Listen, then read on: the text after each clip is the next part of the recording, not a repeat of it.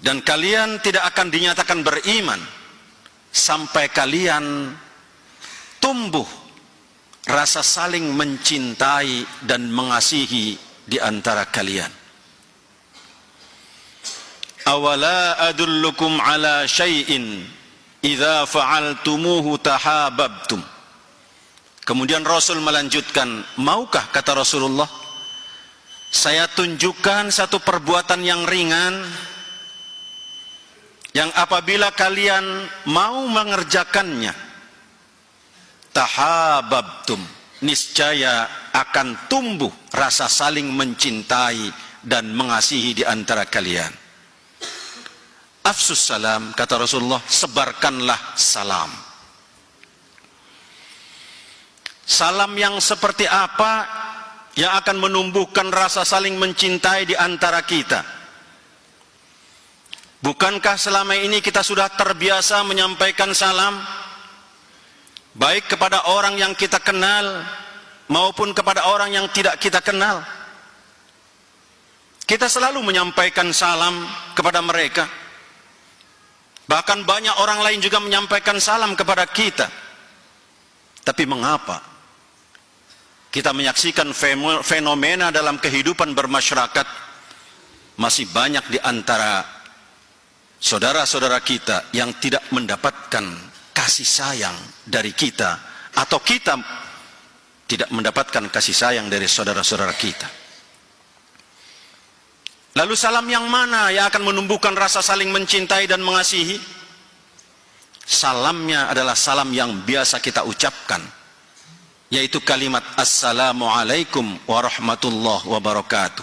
Namun titik tekannya bukan berhenti pada ucapan, tapi pada aplikasi kehidupan. Hadirin rahimakumullah, paling tidak ada 3 kata yang coba kita gali untuk bisa kita terapkan dalam kehidupan sehari-hari dari kata salam yang sering kita sampaikan kepada orang lain. Pertama, kata assalam. Ketika kita bertemu dengan orang lain, kemudian kita menyampaikan salam lebih dahulu dengan ucapan Assalamualaikum, maka sadar atau tidak, kita telah melakukan kontrak perjanjian dengan orang itu, seolah-olah kita mengatakan, wahai saudaraku, selama engkau ada dalam pandanganku, selama engkau ada dalam jangkauanku, atau selama engkau ada dalam wilayah kekuasaanku, maka saya jamin keselamatanmu. Harus namanya salam sejauh itu kita mampu menjamin keselamatan dalam bentuk aplikasi kepada orang lain. Atau ada orang lain yang memberikan salam lebih dahulu kepada kita dengan ucapan Assalamualaikum. Sadar atau tidak bahwa orang tadi telah melakukan kontrak dengan kita, seolah-olah dia mengatakan, wahai saudaraku, selama engkau ada dalam jangkauanku, maka saya jamin keselamatanmu. Karena itu hadirin rahimakumullah, sungguh ironi kalau ada orang masuk ke dalam rumah orang lain, mengetuk pintu, kemudian mengucapkan salam, tapi begitu ada di dalam rumah orang itu, dia lakukan kezoliman. Atau ada orang yang berdiri di atas mimbar seperti ini, diawali dengan kalimat Assalamualaikum, tapi kemudian ucapannya tidak mampu menjamin keselamatan orang lain. Maka salam yang harus kita sebarkan adalah bagaimana upaya kita untuk menjamin keselamatan orang lain. Jaminan apa yang harus kita berikan kepada orang lain? Pertama, hifdzuddin, jaminan keselamatan agama, baik bagi diri kita maupun bagi orang lain. Kita wajib menjamin keselamatan agama, dan kita nggak boleh mengganggu agama dan keyakinan orang lain. Yang kedua, hifdzun nasab, menjaga keturunan. Itulah sebabnya kita dilarang untuk berzina, karena keturunan adalah merupakan kehormatan. Yang ketiga, hifdzul mal, menjaga harta benda kita. Itulah sebabnya kita dilarang mencuri. Yang keempat, hifdzul aql, menjaga akal kita. Itulah sebabnya kita dilarang untuk merusak akal kita, apakah melalui bacaan-bacaan yang akan merusak pikiran kita, atau bahkan melalui minuman-minuman yang memang akan merusak pikiran kita. Kita diajarkan untuk itu semua, untuk menjamin keselamatan ini. Sehingga ketika satu di antara kita saling menjamin keselamatan, akan tercipta kedamaian di antara kita. Lalu kalau ada orang lain yang sudah memberikan jaminan keselamatan bagi diri kita, atau kita telah memberikan jaminan keselamatan pada orang lain, apa kewajiban kita terhadap orang yang telah memberikan jaminan keselamatan pada diri kita? Al-Quran mengajarkan, wa idza huyyitum bitahiyyatin fahayyu bi ahsana minha aw rudduha. Kalau engkau telah diberikan penghormatan, huyyitum, penghormatan, dan para mufassir mengatakan huyyitum ini adalah assalam, yang berarti kalau kita telah diberikan jaminan keselamatan oleh orang lain, maka Allah membimbing, fahayyu bi ahsana minha aw rudduha, maka balaslah keselamatan itu, balaslah jaminan keselamatan yang orang lain berikan pada kita, bi ahsana minha, dengan balasan jaminan keselamatan yang lebih dari orang lain yang berikan kepada kita. Kalau saja kita tidak mampu memberikan jaminan yang lebih dari yang orang lain berikan pada kita, Allah kemudian memberikan batas minimal, aurudduha, kata Allah, minimal sama dengan yang orang lain berikan pada kita. Subhanallah, begitu mulia nilai salam dalam kehidupan kita, yang harus kita terapkan dalam kehidupan kita sehari-hari. Apakah cukup dengan memberikan salam? Ternyata tidak. Maka ada kalimat yang kedua, yaitu rahmah. Assalamualaikum warahmatullah. Kalimat rahmat.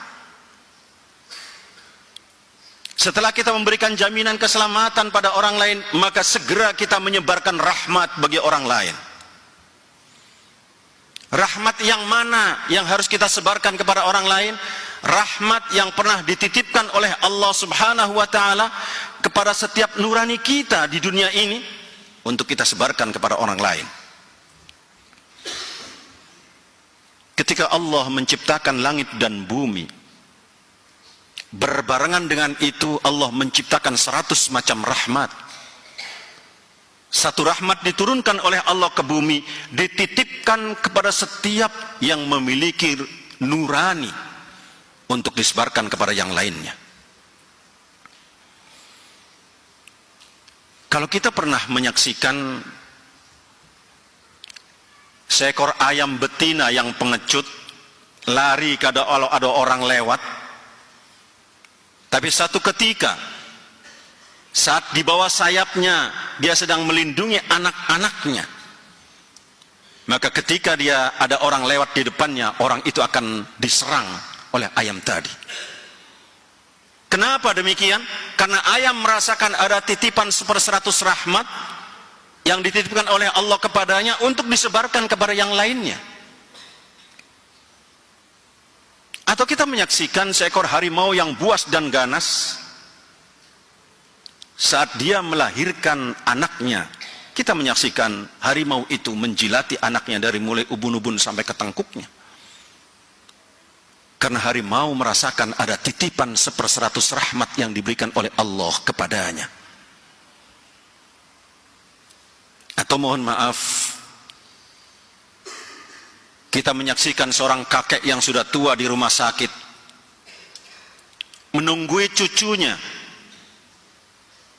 yang sedang dirawat di rumah sakit, dan kakek itu berharap agar cucunya kembali menjadi sehat, maka dia korbankan apapun, bahkan rela tidak makan demi menyisihkan dana untuk kesehatan cucunya. Itu adalah gambaran titipan 1/100 rahmat yang dititipkan oleh Allah kepada seorang kakek tadi. Sayangnya hadirin rahimakumullah, manusia berbeda dengan binatang. Banyak manusia yang gagal mempertahankan titipan 1/100 rahmat ini, sehingga kita menyaksikan dalam kehidupan kita bermasyarakat, suami yang menyakiti istrinya, istri mengkhianati suaminya, majikan menyakiti pembantunya, pembantu mengkhianati majikannya, atau bahkan banyak orang tua yang membunuh anaknya yang masih kecil. Itu semua gambaran hilangnya titipan 1/100 rahmat yang dititipkan oleh Allah kepada setiap nurani kita. Kita patut bersyukur kepada Allah. Allah kemudian memberikan fasilitas kepada kita untuk mengembalikan fitrah rahmat tadi melalui ibadah-ibadah yang diberikan oleh Allah Subhanahu wa ta'ala. Karena itu ibadah seperti ini adalah merupakan kebutuhan kita, agar rahmat Allah, nurani yang pernah Allah titipkan pada kita, bisa tetap kita pupuk, kita pelihara, untuk bisa kita sebarkan kepada yang lain. Kalau dua hal ini bisa kita laksanakan, pertama, kita mampu menjamin keselamatan bagi orang lain. Yang kedua, kita mampu menyebarkan rahmat bagi lingkungan kita. Maka ada kata yang ketiga, yaitu barokah. Allah memberikan jaminan kata barokah ini akan diturunkan oleh Allah Subhanahu wa ta'ala, dengan syarat kita mampu menjamin keselamatan orang lain, dan kemudian kita mampu menyebarkan rahmat kepada orang lain. Digambarkan oleh Allah Subhanahu wa ta'ala dalam surat Al-A'raf, A'udzu billahi minasy syaithanir rajim, walau anna ahlal qura amanu wattaqau lafatahna 'alaihim barakatin minas sama'i wal ard walakin kadzdzabu fa'akhadnahum bima kanu yaksibun. Kalau saja, kata Allah, penduduk negeri itu, masyarakat itu beriman dan bertakwa kepada Allah Subhanahu wa ta'ala, saling memberikan jaminan keselamatan satu dengan yang lainnya, saling menebarkan rahmat satu dengan yang lainnya, saling mengasihi di antara sesamanya, tidak saling menghujat, tidak saling memojokkan, tidak saling menyalahkan, tidak saling memaki, tapi yang ada saling memuji dan saling mengasihi, maka Allah memberikan janji, la fatahna 'alaihim barakatim minas sama'i wal ard. Akan saya bukakan, kata Allah, pintu keberkahan yang datangnya dari langit dan dari bumi. Dari langit berupa air hujan, berupa rahmat, dia akan menyirami lingkungan ini tanpa berlebihan. Dari bumi yang tumbuh adalah pohon-pohon dan buah-buahan yang akan memberikan jaminan kesejahteraan bagi lingkungan kita.